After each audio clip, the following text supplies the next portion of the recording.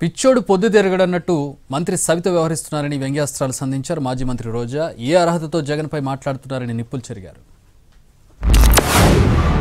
2021లో 17 కాలేజీలు మెడికల్ కాలేజీలు ఆర్భాటంగా వర్చువల్గా 17 కాలేజీలు పునాదులు వేశారు. ఆ 17 కాలేజీల పరిస్థితి ఏంటి?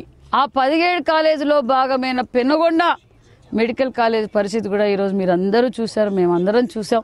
మరి 21లో మొదలుపెట్టి 23కంతా కాలేజీలన్నీ పూర్తి చేస్తానని చెప్పి జగన్మోహన్ రెడ్డి గారు ఆ రోజు వాగ్దానం చేశారు.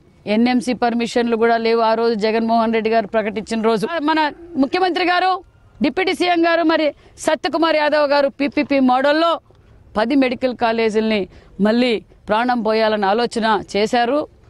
దాన్ని జీర్ణించుకోలేక జగన్మోహన్ రెడ్డి గారు విషం కక్కుతున్నారు.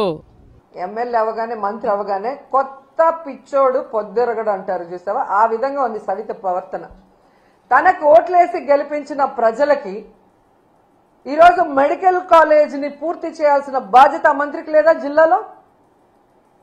ఈరోజు చంద్రబాబు నాయుడు మీద ఒత్తిడి తీసుకొచ్చి ఆ కాలేజీని పూర్తి చేయడం ఆమెకి చేత కాదు.